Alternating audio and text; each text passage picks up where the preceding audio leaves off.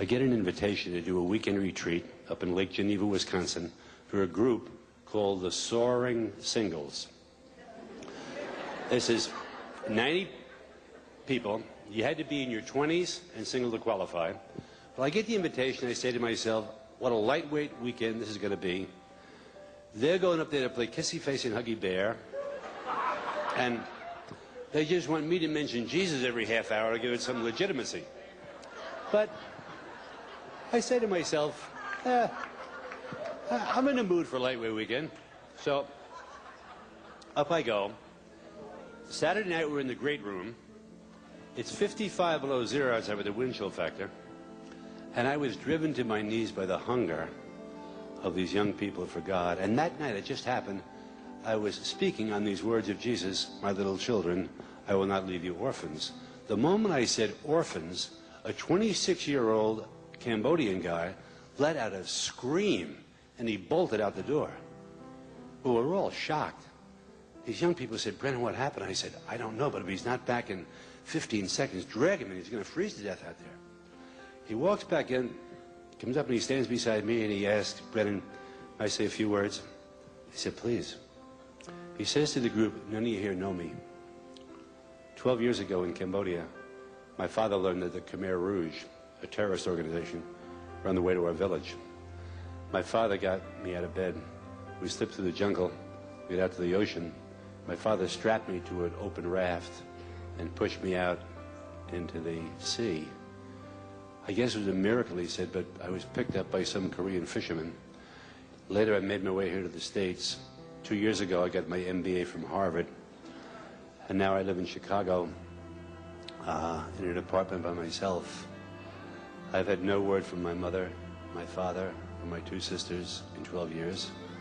I went back to Cambodia. I couldn't find them. Nobody ever heard of them. I've lived in your country like an orphan. And then I saw your ad in the newspaper for a retreat for single people. And I came here hoping I would maybe make a friend.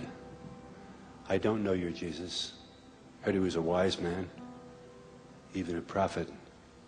But Brennan, when you said his word, my little children, I'm not going to leave you orphans. I don't know what happened.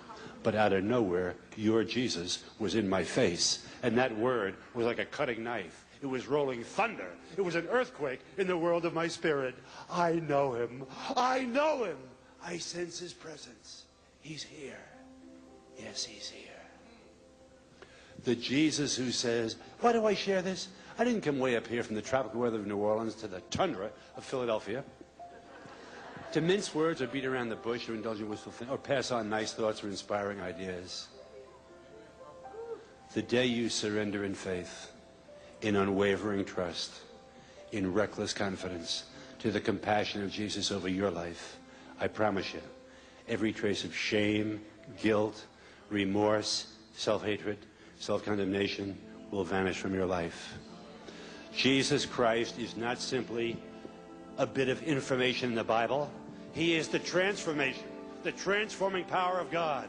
And this night when you surrender, in your brokenness, in your sinfulness, in your darkness, in your emptiness, in your phoniness, when you come to Jesus and say, here I am, it's all I got. And let Jesus come to you on his terms. Let him come to you as the Son of compassion. Let him bring healing to your heart. Total forgiveness for every sin of your past life. Let Jesus be who he is, your Savior. The Jesus who says, my little children, I'm not going to leave you orphans, is not just some great teacher or some model for us to imitate. His words resonate with the deepest affection.